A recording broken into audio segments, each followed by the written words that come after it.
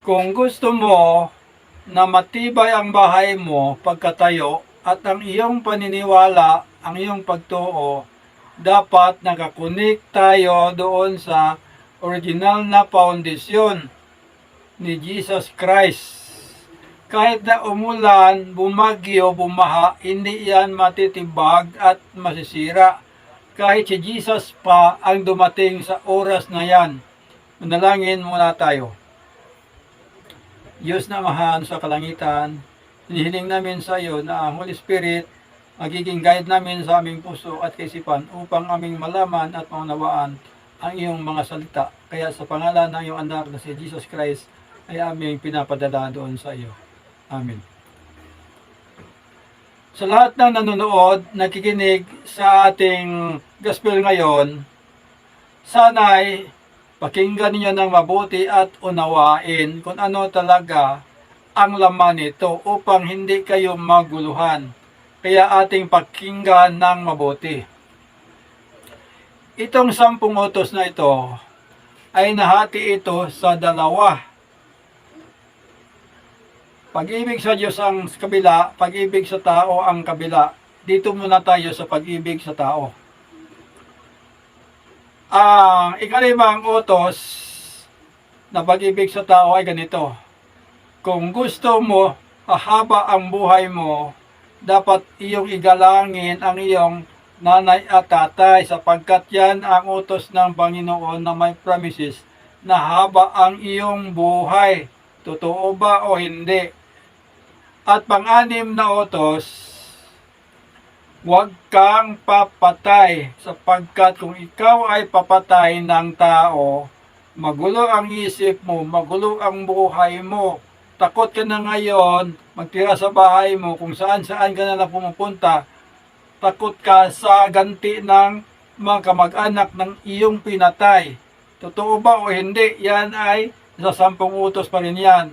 Pangpito, kung gusto mo na masaya ang buhay mo, hindi masira ang buhay nyo, hindi masira ang bahay mo, at ang relasyon nyo hindi masira na mag-asawa.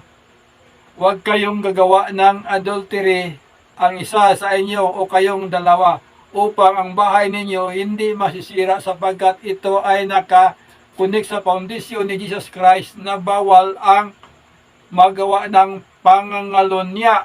Yan ay nakasulat din sa 10 utos. Pang-8, huwag kang magnakaw. Pang-9, huwag kang mag-testify ng hindi totoo. Bakit sa Senado ngayon, kung mayroong witness, dapat magsumpa sila ang sasabihin nila ang totoo at katotohanan lamang.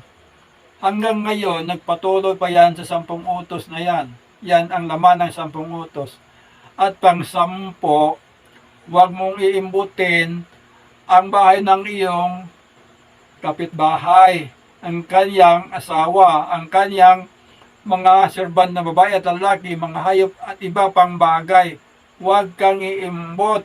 Yan ang laman ng 10 utos na sa tao. Hanggang ngayon nagpatuloy pa yan, hindi yan nawala na sinasabi ng iba na wala ng 10 utos. At dito naman tayo sa kabilang side, sa 4 na utos. Unang utos ng Panginoon para sa Kanya, ating babasahin upang inyo malaman kung ano talaga ang nakasulat dito upang hindi kayo malito. Ating titingnan dito sa nakasulat sa Exodo 20 verse 3. Sabi dito, huwag kang magkaroon ng ibang mga Diyos sa harap ko. Yan ang utos ng Panginoon. Ang unang utos, huwag ka talagang harap sa ibang Diyos, kundi mismo ang Diyos lang talaga ang dapat mong harapin. Huwag yung iba.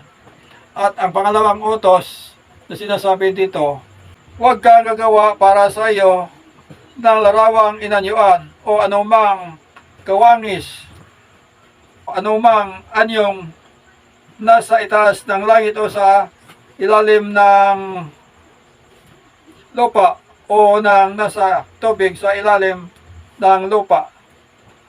Huwag mong iyukuan sila. Yan ang utos ng Panginoon. Anumang larawan, naunawaan ba ninyo mga kapatid, anong ibig sabihin ng anumang larawan? Kahit larawan pa yan ni Jesus Christ, kahit larawan pa yan ni Virgin Mary, ang utos ng Panginoon, huwag mo silang yuyukuan sapagkat ginawa yan ng tao. Engraved lang yan ng tao, kaya utos ng Panginoon, kahit anong larawan dito sa ibaba ng langit o sa lupa o sa tubig, huwag ka talagang sasamba sa kanila. Yung sculptor na gumagawa nito, natutuwa siya habang nakatayo sa kanto. Nang kanyang ginawa, binili ng mga tao at pagkatapos sinamba ng mga tao. Yung iba po ng prosesyon pa nila sa daan at sinasamba. Tuwang-tuwa kayo nitong sculptor na gumawa nito. Kung ikaw, gumawa ka rin ng ibang mga klase na mga kung ano gusto mo na gawin pagkatapos binili ng mga tao sa iyo. Hindi ba natutuwa ka rin sapagkat ang ginawa mo binili ng mga tao? Tama ba o hindi ang sinasabi ko? Dapat malaman ninyo ang katotohanan. At pangtatlo na utos na dapat gawin ng mga tao para sa Diyos, huwag mong gamitin ang pangalan ng Diyos sa walang kabuluhan, sapagkat hindi yan iisipin ng Diyos na wala kang kasalanan kapag ginamit mo ang pangalan niya sa walang kabuluhan. At ang pang-apat na utos, ito ang palagi naming sinasabi na Sabat. Remember the seventh day to keep it holy. Itong Sabat mga kapatid, hindi ka na magtrabaho, pinapahinga ka ng Diyos. Walang trabaho sa araw na ito. Ito tinatawag na blessing ng Diyos sa tao. Sabat for the benefit of man. Ito ang Sabat. Makapahinga ang tao, hindi siya mapagod. At the same time, may panahon siya na makasamba sa Panginoon sa araw ng ikapito. Sapagkat ang araw ng ikapito ay puli yan. Mayroon niyang basbas ng Panginoon. Mayroon niyang sanctification ng Panginoon. Diyan ang tao sa araw na yan magsamba sa Panginoon upang makilala ng mga tao na ang Diyos gumawa ng langit, dagat, lupa at lahat na dito sa mundo natin makita kasama na tayo dito. Yan ang totoo. At ang Sabat mga kapatid, hindi nyo kasi naunawaan masyado anong ibig sabihin ng Sabat. Ito, explain ko sa inyo ang Sabat. Ang Sabat, hindi ka magtrabaho, ang ibig sabihin yan, pahinga ka. Every 7 days sa linggo, yan ang inuutos ng Panginoon na huwag kang magtrabaho. Magsabat ka. Yan, nasa 10 utos yan nakapasok. Ika-4 na sugo yan sa 10 utos. Tandaan ninyo. Ngayon, itong Sabat na iba, ito, yung Sabat na sa New Moon, sa mga yearly Sabbath at iba pa. Ito sila tinatawag na ceremonial law. Itong 10 utos, 10 commandments, ito ay moral law. Iba ang moral law sa ceremonial law. Ang moral law, kahit isang tuldok, hindi pwede alisin sa moral law kahit isang tuldok. Bawal. Pero sa ceremonial law, maraming inalis. Yung mga trabaho ng pare, kung ang mga tao nagkaroon ng kasalanan, magdala sila ng hayop, depende sa laki ng kasalanan nila. At doon, papatayin ang hayop, alikukunan ng dugo at ibisik na saserdote, yung mga dugo sa kortina at iba pa. At yung walang kaya ng mga tao, kahit ibon na lang, kung wala pang kaya, kahit arena na lang ng 2 sukat, tinatanggap yan ng Panginoon upang mapatawad ang kasalanan ng tao. Yan ang mga laman ng ceremonial law na lumang tipan na dapat na ipalitan siya sapagkat luma na yan. Kasi yung mga ganyan na mga trabaho ng saserdote, hindi yan makalinis sa kasalanan ng mga tao. Yung saserdote na pumupunta doon sa pumapasok sa the most holy place, dapat mayroon din siyang offering sa kanyang sarili. Kaya hindi niya alam baka siya mayroong kasalanan. At kung pumasok siya doon sa the most holy place, hindi siya makabalik ng buhay kung may kasalanan siya. Kaya dapat siya mag-offering. Ito mga gawain ng mga saserdote doon, marami. Yung mga mayroon pang mga inumin, nagsarit-sarit na mga klase ng pagkain ang ginagawa nila doon. Kaya nga sinasabi doon sa Colosas 2:14, ito ang nakasabi dito, na pinawi ang usapang nasusulat sa mga palatuntunan laban sa atin na hindi ayon sa atin, at ito ay kaniya inalis na ipinako sa cross. Ito mga kapatid, ang pinako ni Kristo sa cross.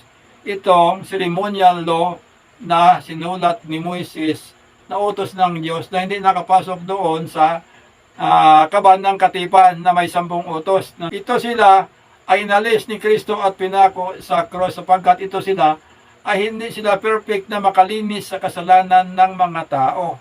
Kaya sabi doon, kung may pag-ilis ng saserdote, dapat may pag-ilis din ng kautusan, palatuntunan. Ito na sila. Noon, hindi ka mapatawad ng iyong kasalanan kung walang pare sapagkat yung pare ay mediator between sa Diyos at sa tao. Yun ang pare ng mapapatay ng hayop, yung bayad sa sala ng mga tao. Ngayon, si Jesus ang ating mediator sapagkat siya ang huling nag-offer ng kanyang dugo doon sa cross. At kung tayo may kasalanan na nagawa, direct na tayo magpunta sa kanya, maghingi ng patawad, yon ay kanyang ginagawa upang ipadala doon sa amahan sa langit upang patawarin tayo. Iyon ang bagong utos na sinusunod na natin ngayon. Yung unang utos ng mga luma na yun ang natawag na ceremonial law. Hindi lang kay moral law at ceremonial law, mayroon pang civil law at dietary law. Yung dietary law, ito yung mga iba't ibang uri ng hayop na pinapakain ng Diyos sa mga Israel na pwede nilang kainin. At yung iba hindi pwede nila kainin. Selected ang mga pagkain ng Israel na pinapakain ng Diyos sa kanila. Kung hindi makain ng Israel, kinakain yung garo ng mga Gentile ng taga-ibang lupa kasi hindi naman sila inutusan ng Diyos na hindi sila kakain ng mga maruming pagkain. Yung Israel lang inutusan ng Diyos na hindi sila kakain ng maruming pagkain. Pero yung mga Gentile, kasi walang Gentile, walang Diyos yun. Walang kasuguan, walang pag-asa sa kaluwasan noon. Ito sila ang pinayagan ng Diyos na kumain dito ng mga maruruming mga pagkain. Yan na matandaan niyo mga kapatid. Kaya nga, sinasabi ko sa inyo ang katotohanan upang hindi tayo mawala sa tinuturo ng Panginoon. Ang tinuturo ko sa inyo upang malaman natin kung ano talaga ang gusto ng Panginoon. Hindi ako nagtuturo dito sa inyo upang magpunta tayo sa dyablo. Ang tinuturo ko dito upang malaman natin ang utos ng Panginoon at makapunta tayo, makasama tayo sa sinasabi niya, buhay na walang hanggang. Yan. Sampol na lang ito, sampol. Halimbawa, ikaw negosyante, businessman, businesswoman, ay requirements karon sa iyo permit, business permit, 10, halimbawa 10, kulang ka ng isa. Hindi mo yan kunan ng certificate na complied ka sa iyong requirements o pirma ng mayor kasi kulang ka ng requirements sa pagtupad. Kahit isa lang. Kung ikaw FW din, kulang ka ng police clearance o NBI clearance, hindi ka makalipad papuntang ibang bansa hanggang airport ka lang. Tama ba ang sinasabi ko o hindi? Kayo na mag-decide yan. At doon sa langit, kung pupunta ka doon, makapasok ang tao doon na walang bayad kung siya ay sumusunod sa utos ng Panginoon. Yan ang requirements ng Panginoon para ang tao makapasok doon sa langit na walang hanggang kasi doon, mula doong mga gulo, doon lahat ay masaya. Kaya nga, inuutos ng Panginoon na nasulat sa 1:14-15, if you love me, keep my commandments. Yan ang sinasabi ng Panginoon. Kaya ano ang mga commandments ng Panginoon? Yung mga 10 utos, yun yung pinaka-original na pundisyon ni Jesus upang sundin ng tao. Kung masunod ng tao yon, matibay ang kanyang bahay at kanyang paniniwala. Kahit na umulat bumagyo, hindi yan masisira. Kahit si Jesus pa ang bumalik dito, hindi yan masisira. At ating pakinggan ngayon ang sinasabi dito ni 1 Juan 2:4. Ang nagsasabing nakikilala ko siya at hindi tumutupad sa kaniyang mga utos ay sinungaling at ang katotohanan ay wala sa kanya. Di ba klaro mga kapatid?